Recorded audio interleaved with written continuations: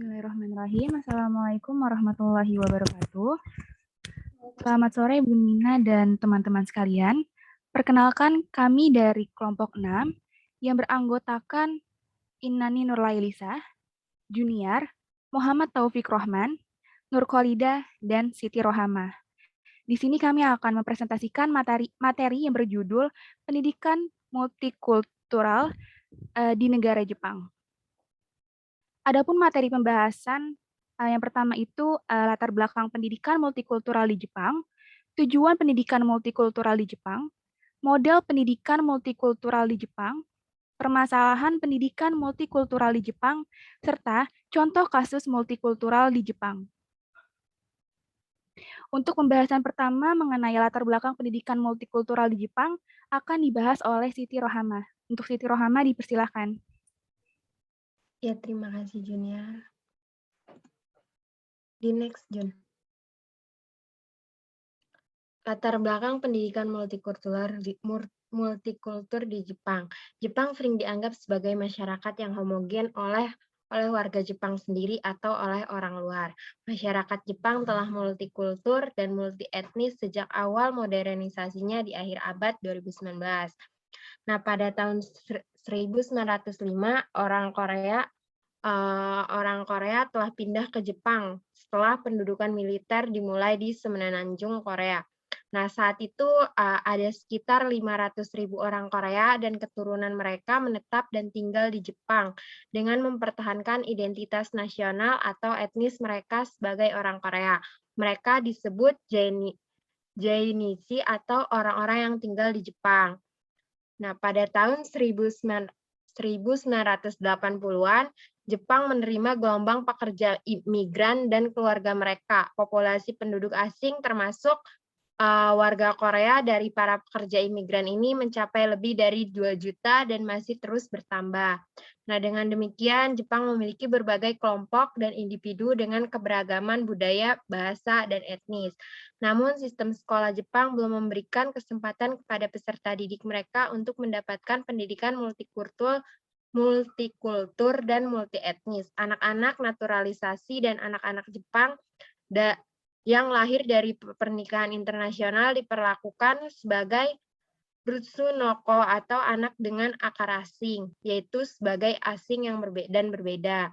Nah, aktivis Korea dan pendidik Jepang yang meluncurkan gerakan pendidikan multikultural di kota Osaka menghormati pernyataan protes pada tahun 1948, yaitu hak orang Korea untuk mempertahankan budaya dan identitas tanah air mereka. Para aktivis mencoba mempertahankan kelas etnis yang menekankan budaya nasional tanah air dan menggunakan kelas-kelas itu sebagai model untuk kelas etnis yang mereka ciptakan. Komunitas Korea di kota itu yang terbesar yaitu Prefektur Osaka juga menekankan orientasi budaya terhadap pendidikan etnis. Saya kembalikan kepada Junior. Baik, terima kasih Siti Rohama atas pemaparan materinya. Selanjutnya ada tujuan pendidikan multikultural di Jepang yang akan dibahas oleh Innani Nurlailisa. Terima kasih moderator. Selanjutnya terdapat tujuan pendidikan multikultural di Jepang. Yang pertama itu menerapkan toleransi sebagai pemerhati keragaman budaya yang ditampilkan oleh orang asing. Yang kedua, mengecualikan pendatang baru sebagai orang asing dan berbeda. Yang ketiga, membantu anak-anak pendatang baru beradaptasi dengan lingkungan sekolah Jepang. Kemudian yang keempat, didorong untuk mengembangkan berbagai jenis hubungan dengan teman sekolah Jepang yang diajarkan untuk menghormati sebagai warga negara asing. Yang kelima, memperhatikan keadaan politik dan sosial di sekitar anak-anak pendatang baru. Yang keenam, mencapai kesetaraan pendidikan dan menegaskan keragaman budaya siswa dari berbagai latar belakang budaya, etnis, dan bahasa. Yang ketujuh, mengurangi diskriminasi terhadap minoritas, baik siswa asal maupun siswa pendatang. Yang kedelapan, mengubah kebijakan dan praktik pendidikan asimilasi menjadi lebih adil, merata, dan inklusif.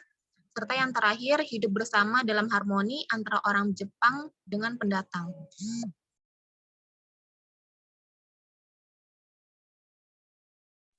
Baik, selanjutnya ada model pendidikan multikultural di Jepang yang akan dibahas oleh Muhammad Taufik Rohman.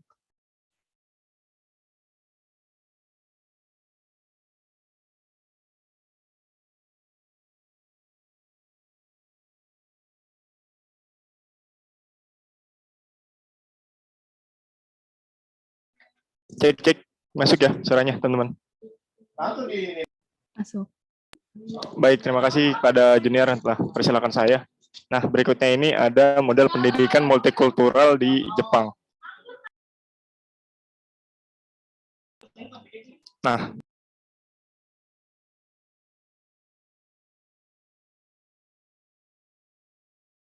yang pertama itu ada pendidikan formal. Nah, pendidikan formal di Jepang itu yaitu pendidikan di sekolah dasar.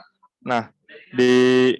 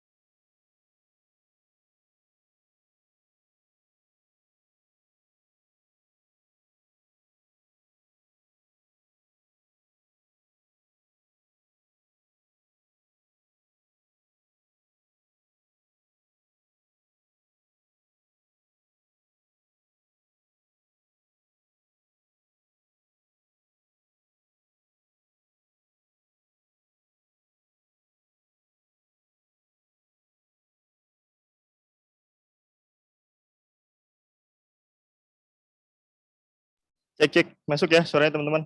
Ya, yang pertama itu ada model pendidikan formal. Nah, pendidikan formal ini di Jepang itu pendidikan di sekolah dasar gitu ya. Dan kedua itu ada pendidikan moral. Itu merupakan sistem pendidikan yang dibangun dari rumah. Dan yang ketiga itu ada pendidikan seumur hidup. Nah, yang terakhir ini muncul dari masyarakat itu sendiri ya, yang biasanya juga disebut pendidikan seumur hidup. Di Jepang sendiri wajib belajar dimulai dari usia 6 tahun hingga 15 tahun. Dan setiap keluarga yang memiliki anak pada rentang 6 sampai 15 tahun akan diberi pemberitahuan untuk menyekolahkan anak-anaknya di sekolah. Next.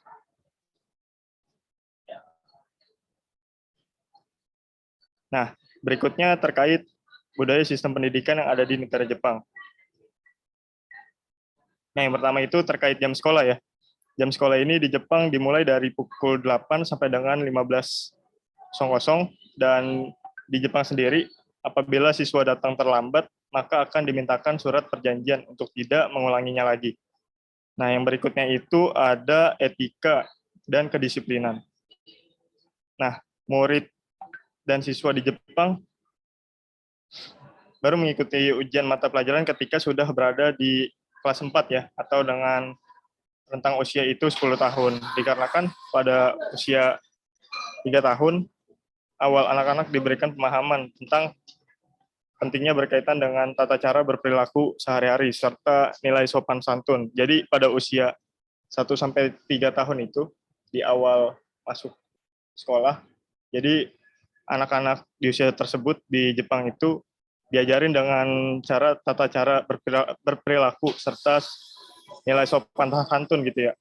Terus berikutnya yang ketiga ada bidang studi pelajaran yang ada di sekolah. Nah, di Jepang sendiri lebih sedikit ya dibanding mata pelajaran yang ada di Indonesia, sehingga siswa di Jepang bisa lebih fokus ke mata pelajaran yang ia senangi gitu ya. Next. Berikutnya ada pola pikir siswa. Nah, murid di Jepang ini lebih banyak diajarkan bagaimana cara memecahkan suatu masalah atau problem solving, berpikir kritis dalam proses pembelajaran. Terus yang berikutnya transportasi ya. Murid di Jepang lebih disarankan untuk berjalan kaki ke sekolah atau juga bisa menggunakan sepeda atau menggunakan sarana dan transportasi umum gitu ya. Kenapa diajarkan untuk berjalan kaki atau mengendarai sepeda agar lebih sehat dan lebih bersemangat pergi ke sekolahnya ya, seperti itu. Nah, yang ke-6 itu ada perlengkapan sekolah. Di sekolah Jepang, apabila memasuki kelas menggunakan sepatu. Ya, jadi waktu masuk kelas itu, di Jepang itu ada sepatunya khusus, teman-teman. Agar, ya gimana ya, kayak ada perbedaan gitu lah. Bisa juga nih jelasinnya ya.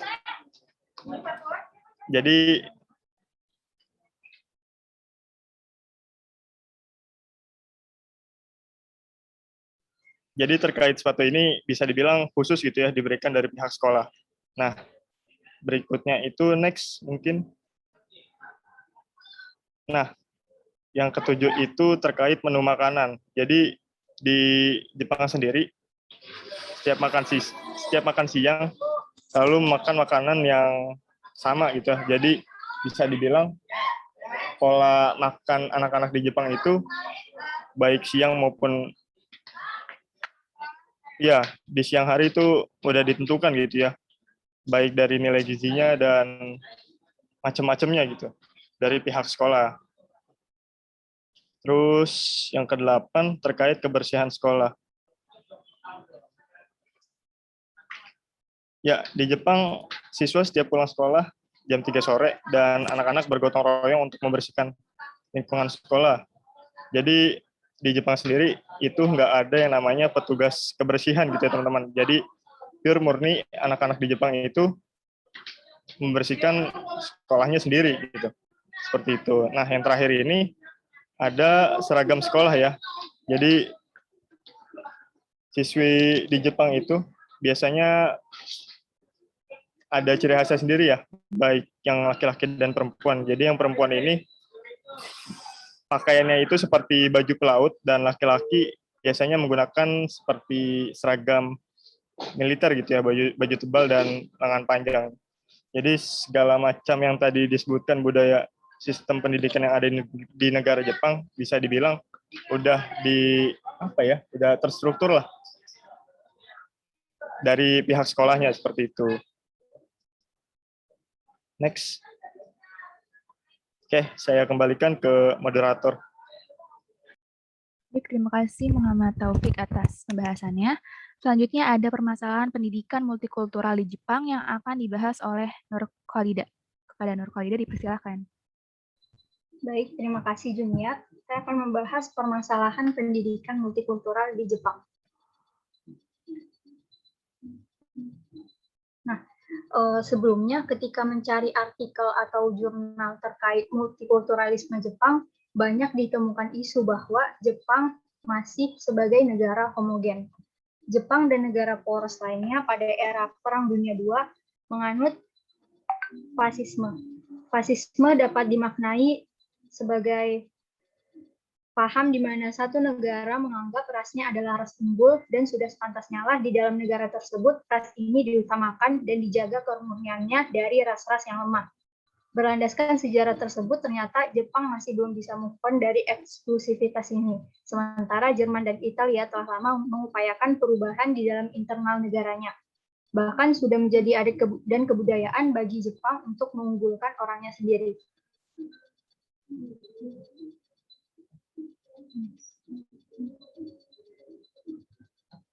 Kemudian ada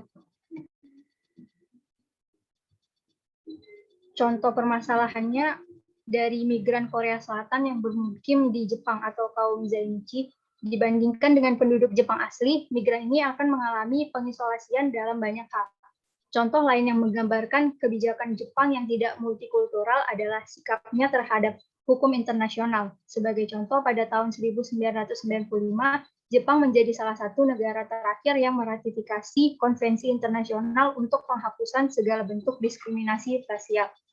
Akan tetapi ini masih data lama, seperti yang saya bahas sebelumnya. Masih ada pandangan-pandangan bahwa sampai saat ini negara Jepang masih sebagai negara homogen.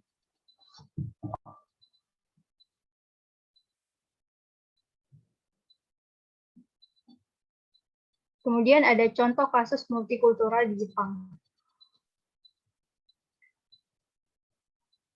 Diskriminasi kaum minoritas Zainichi Korea di Jepang. Istilah Zainichi ini bisa diartikan sebagai tinggal di Jepang, sehingga dapat digunakan untuk menunjuk orang asing yang tinggal di Jepang. Tapi sayangnya kata Zainichi lebih sering diasosiasikan dengan keturunan Korea di Jepang. Sebagai kaum minoritas yang hidup di Jepang, tentu saja banyak di antara mereka yang mendapatkan perlakuan yang tidak baik dari masyarakat sekitar. Contoh kasus rasismenya bisa dilanjut.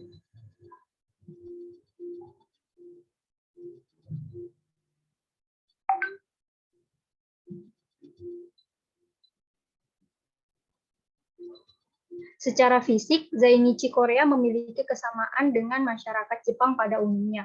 Tapi jika dilihat dari garis keturunannya, jelas berbeda. Hal ini membuat mereka mengalami kebingungan identitas.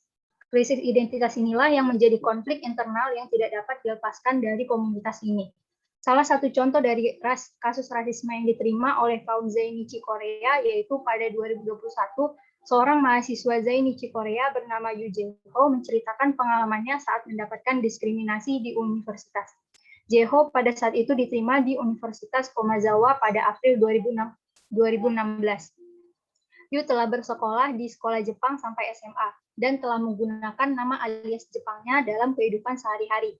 Ia selalu merasa ragu untuk mengungkapkan nama resminya kepada teman-temannya dan terkadang merasa frustasi karenanya, sehingga ia berencana untuk mulai hidup dengan nama resminya di perguruan tinggi. Tapi itu juga bukan karena dia merasakan penolakan terhadap nama Jepangnya. Jadi dia pikir tidak masalah jika dia menggunakannya pada dokumen resmi. Kemudian setelah menyerahkan semua dokumen terkait pendaftarannya dalam alias Jepangnya, kantor registrasi melihat nama itu berbeda dengan nama resminya. Lalu mendesak Yu untuk mengajukan izin menggunakan alias Jepangnya. Sehingga selama Yu berkuliah di Komazawa, ia harus selalu menggunakan nama Jepangnya. 1 tahun kemudian, Yu yang melakukan negosiasi dengan pihak universitas akhirnya bisa mengubah namanya di semua catatan universitas ke nama Koreanya. Fakta bahwa butuh banyak waktu dan energi membuat saya merasa martabat saya sebagai warga Zainichi Korea sedang diinjak-injak, katanya kepada Mainichi Shimbun. Sekian permasalahan dan contoh kasus multikultural Jepang, saya kembalikan kepada Junior. Baik, terima kasih Nur Khalida. Terima kasih kepada teman-teman penyaji yang telah memaparkan materi kita pada hari ini. Selanjutnya, izinkan kami untuk menampilkan video mengenai sistem pendidikan di Jepang.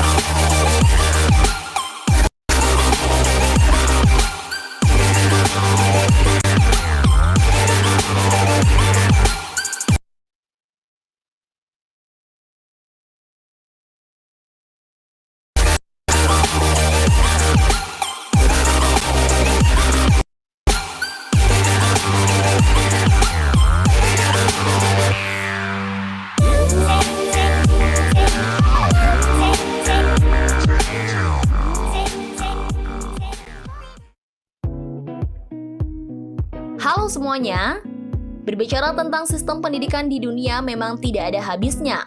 Dan tiap negara memiliki sistem pendidikan tersendiri untuk mengembangkan sumber daya yang dimilikinya. Sistem pendidikan terbaik di Asia salah satunya adalah negara Jepang. Mengapa? Karena tidak hanya dari kondisi ekonomi yang baik, namun sistem pendidikan di Jepang ini terbukti telah melahirkan individu dengan kualitas yang baik juga. Tidak hanya itu, Jepang juga sudah terkenal akan budaya dan orang-orangnya yang intelektual, hidup sehat, dan sopan. Sekolah di Jepang dan sekolah di negara barat sebenarnya sama saja. Terdapat seragam, sistem ujian, dan kelas loh. Namun dalam pendidikan Jepang, norma sopan santun adalah hal yang sangat diutamakan dan wajib ditanamkan pada siswa-siswinya sejak berada di bangku sekolah. Nah, di video kali ini, Star Value TV akan membahas sistem pendidikan yang unik di negeri Sakura. Tapi seperti biasa, sebelum kamu lanjut nonton videonya, jangan lupa klik subscribe untuk berlangganan channel ini. Juga klik tombol lonceng agar kamu nggak ketinggalan berita menarik lainnya dari channel Star Value TV. 1. Tata krama adalah segalanya dan diajarkan sejak sekolah dasar. Di sekolah dasar Jepang, pendidikan dasar yang paling utama adalah mengembangkan norma dan karakter. Bukan menilai dari kemampuan belajar atau tingkat pemahaman tentang pelajaran. Dalam 3 tahun pertama sekolah dasar, penting sekali mengembangkan perilaku, gaya hidup, dan kepribadian. Menghormati orang lain, menjadi dermawan, memahami perasaan orang lain, memiliki empati, bersikap adil, mengontrol perasaan, dan welas asih terhadap manusia, hewan, dan alam. Benar, inilah pendidikan karakter. Oh iya, di sekolah dasar Jepang, murid-murid tidak mendapatkan ujian sejak 3 tahun pertama. Ujian yang mereka terima hanya ujian sederhana dan bukan penentu utama perkembangan akademis mereka.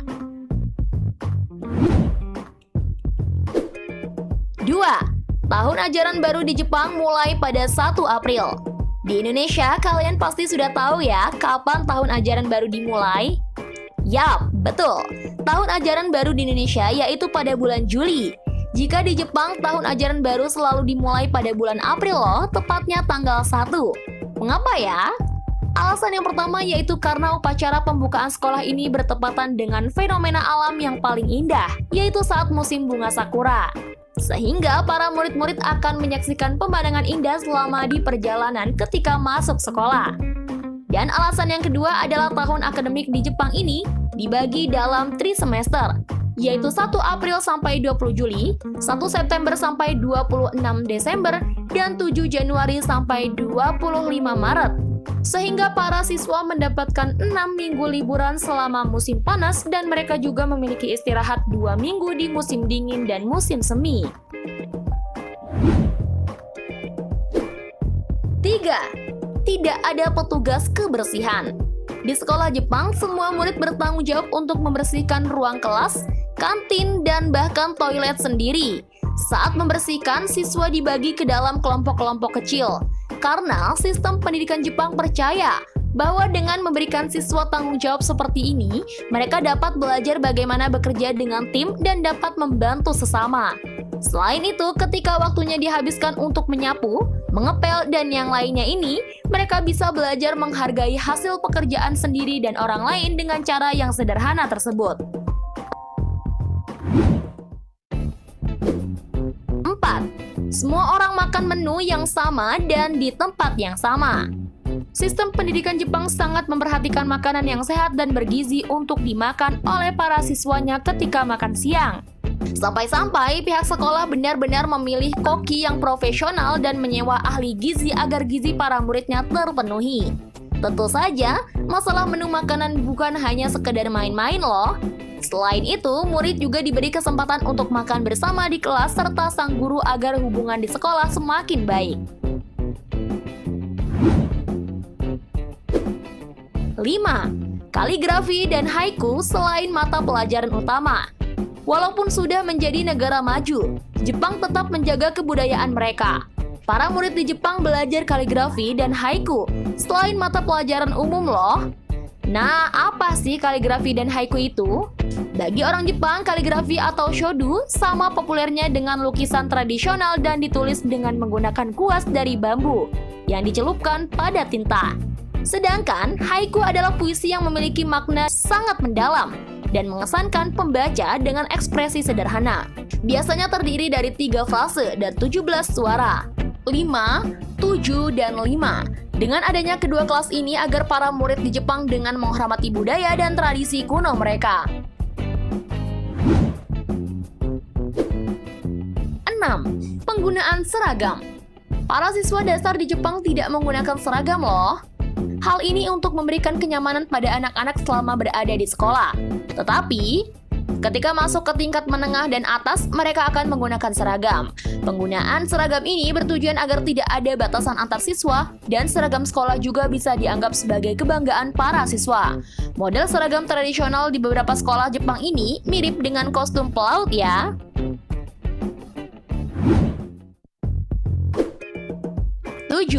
Tingkat kehadiran siswa-siswi di Jepang 99%. Di Jepang sangat jarang siswa-siswi yang bolos. Jangankan untuk bolos, para murid yang tidak memperhatikan guru saat proses belajar mengajar juga sangat jarang ditemukan, dan mereka tidak pernah mengabaikan apa yang diajarkan oleh guru mereka ketika belajar di kelas. 8. Mengikuti les setelah belajar di sekolah. Agar dapat diterima di SMP atau SMA favorit, murid-murid di Jepang sudah terbiasa mengikuti les tambahan atau bimbingan belajar setiap harinya di sore atau malam hari. Bahkan les tambahan ini juga tetap dilakukan saat akhir pekan dan hari libur loh. Tetapi ini merupakan hal yang sangat lumrah terjadi di Jepang. Dan tidak mengherankan jika siswa-siswinya tidak pernah mengulang nilai atau mengulang kelas di sekolah dasar menengah pertama atau menengah atas.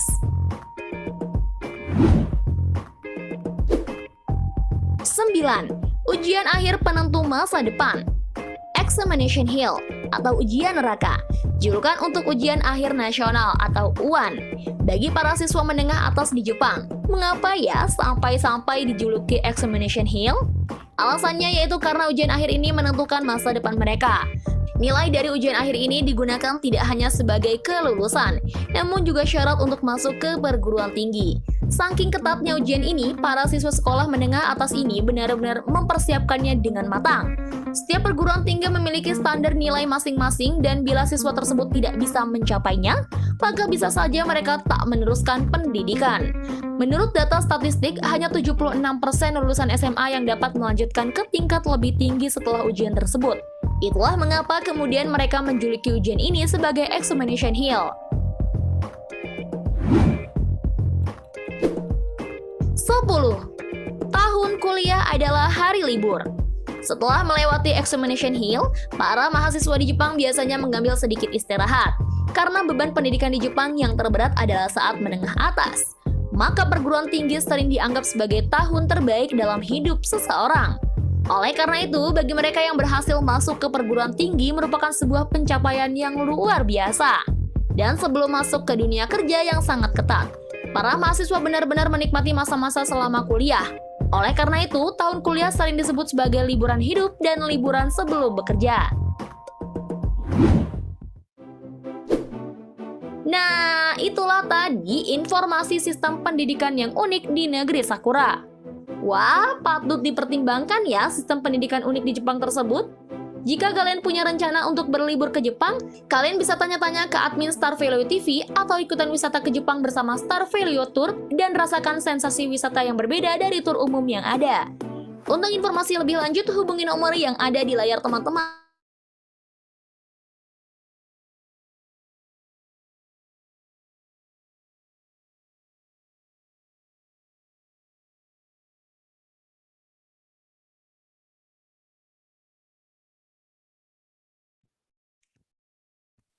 Baik teman-teman, selanjutnya kami akan membuka sesi tanya-jawab bagi tiga penanya.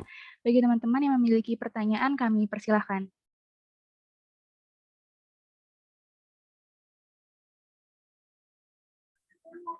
Saya izin bertanya. Baik, silakan Evi. Baik, sebelumnya terima kasih kelompok 6 atas pemaparannya. Saya Evi Listianisi dari kelompok 1, izin bertanya. Di dalam makalah kalian terdapat pernyataan di mana menyebutkan Jepang masih terlihat konsep homogenitasnya yang dianut sejak dulu. Padahal konsep ini memberikan dampak bahwa negara Jepang itu menjadi salah satu negara maju yang menganggap diskriminasi rasial bukan sesuatu yang ilegal. Lalu bagaimana tanggapan atau tindak lanjut dari pemerintah Jepang sendiri Karena dilihat dari tujuan pendidikan multikultural di Jepang itu adalah untuk mengecualikan pendatang baru sebagai orang yang berbeda serta memperkuat, bukan malah menggoyahkan batas nasional Jepang. Terima kasih. Baik, terima kasih Evi atas pertanyaannya. Bagi teman-teman yang memiliki pertanyaan lain, boleh kami persilahkan. Bismillahirrahmanirrahim. Assalamualaikum warahmatullahi wabarakatuh. Waalaikumsalam warahmatullahi wabarakatuh. Perkenalkan, nama saya Jihan dari kelompok 4. Saya izin bertanya kepada kelompok 5. Sebelumnya terima kasih kelompok 5 atas penjelasannya. Di mana saya ingin bertanya bahwa tadi dijelaskan bahwa model pendidikan multikultural di Jepang itu ada 3. Yang pertama itu pendidikan formal, yakni di sekolah, lalu pendidikan moral di keluarga, dan yang terakhir itu pendidikan seumur hidup di lingkungan. Nah, tadi kan baru dijelaskan ya modelnya itu bagaimana. Yang ingin saya tanyakan itu bagaimana program-program ataupun langkah konkretnya dari setiap model itu, apa di sekolah bagaimana, lalu di lingkungan bagaimana, dan di keluarga bagaimana. Terima kasih. Baik, terima kasih Jihan atas pertanyaannya. Untuk satu penanya lagi, apakah ada yang ingin bertanya? Kami persilahkan.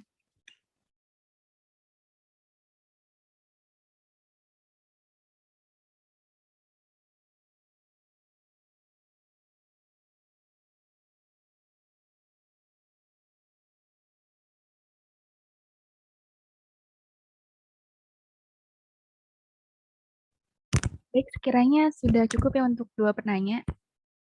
Kami dari kelompok 6 izin untuk mendiskusikan dulu terkait jawaban dari pertanyaan Evi dan pertanyaan dari Jihan.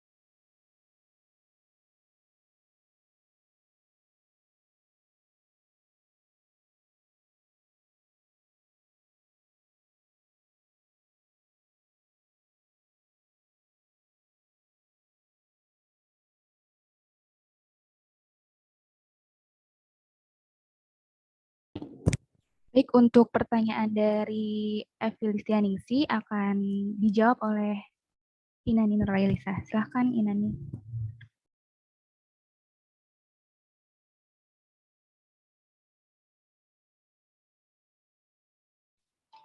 Saya Inani izin mencoba menjawab pertanyaan dari Evi. Jadi di dalam PBB itu kan terdapat Komite Penghapusan Diskriminasi Rasial yang mana mereka itu memeriksa laporan negara Jepang. Nah, komite tersebut menyimpulkan pertimbangannya atas gabungan laporan periodik ke-10 dan ke-11 Jepang mengenai pelaksanaan ketentuan-ketentuan konvensi internasional tentang penghapusan segala bentuk diskriminasi rasial. Nah, dari diskusi tersebut, Masato Otaka sebagai duta besar yang bertanggung jawab atas PBB di Kementerian Luar Negeri Jepang mengatakan bahwa Jepang secara konsisten menempatkan pentingnya nilai-nilai fundamental seperti demokrasi, kebebasan, hak asasi manusia, dan supremasi hukum selama lebih dari 70 tahun sejak berakhirnya Perang Dunia Kedua. Namun karena isu ujaran kebencian semakin menarik perhatian masyarakat Jepang, maka pemerintah mengesahkan undang-undang tentang upaya penghapusan ucapan dan perilaku diskriminatif yang tidak adil terhadap orang yang berasal dari luar Jepang pada Juni tahun 2016. Nah, untuk undang-undang itu tersendiri, isinya itu ucapan diskriminatif yang tidak adil dan perilaku terhadap orang yang berasal dari luar Jepang tidak akan ditoleransi. Jadi pada pasal 55 Undang-Undang Penghapusan Ujaran Kebencian menetapkan tanggung jawab kepada pemerintah untuk mengembangkan platform konseling untuk menghapus ucapan dan perilaku diskriminatif yang tidak adil.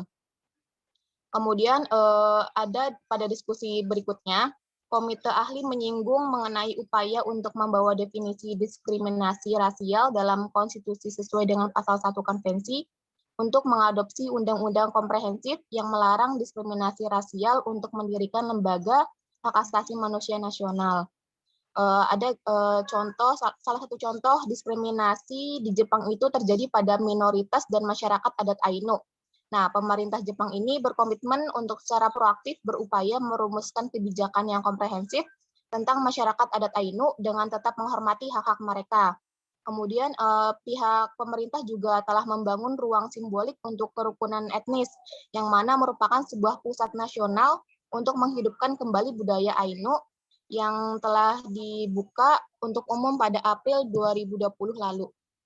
Terima kasih kepada teman-teman kelompok 6 atau teman-teman yang lain ingin menambahkan.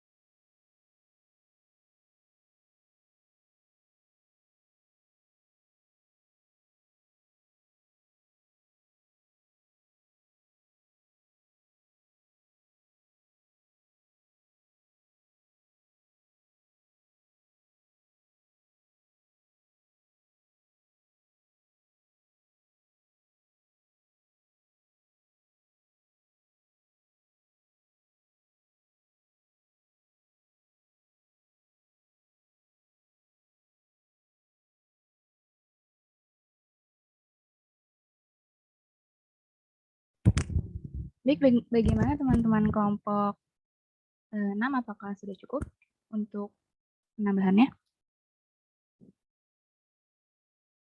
Baik, sepertinya sudah cukup. Bagaimana Evi, apakah terjawab jawaban dari Inani?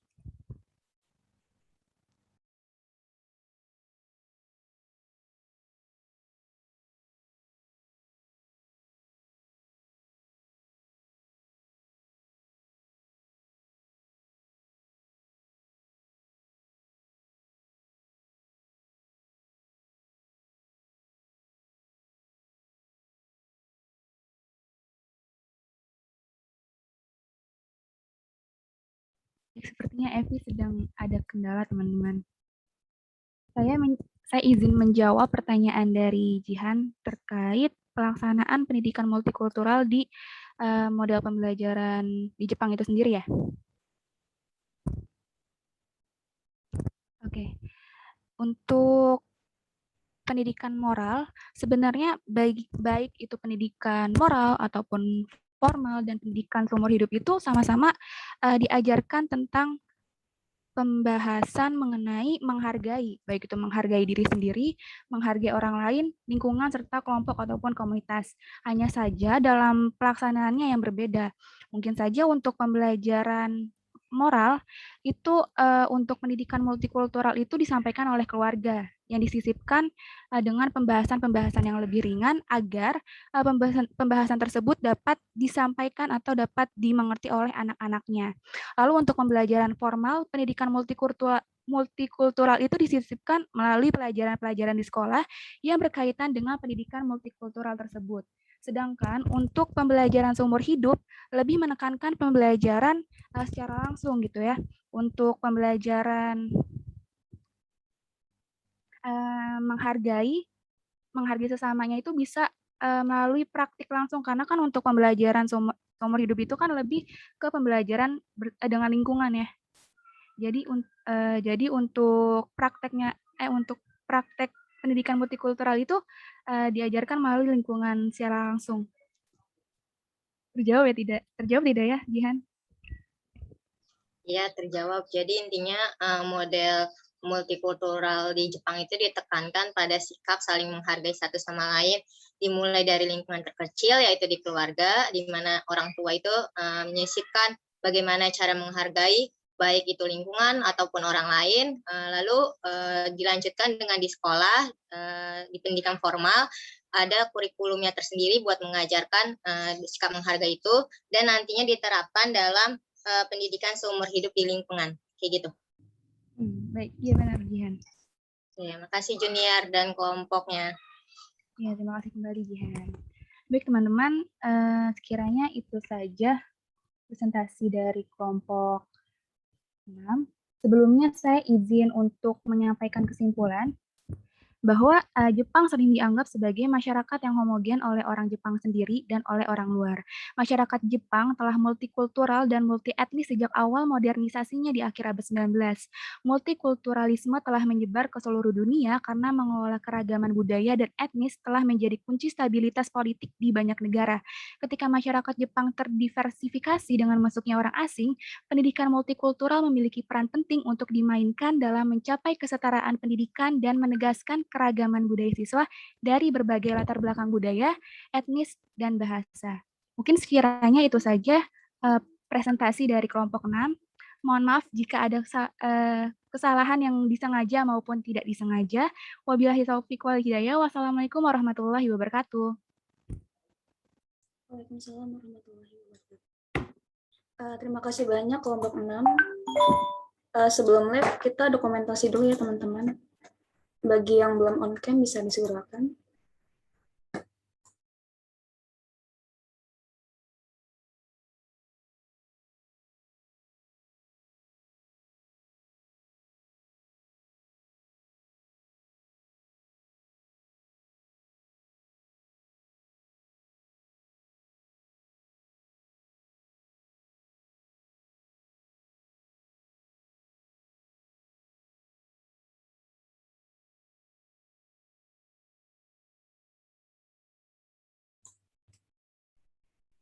Di slide 1, Atika, Rodia, udah nih. Farhan, Nesa, Iqbal, Sinta, Gita, Evi, Rafida, Sekarajeng, Muto. Soalnya buat laporan ke ibunya ya, jadi diharapkan untuk on cam semua.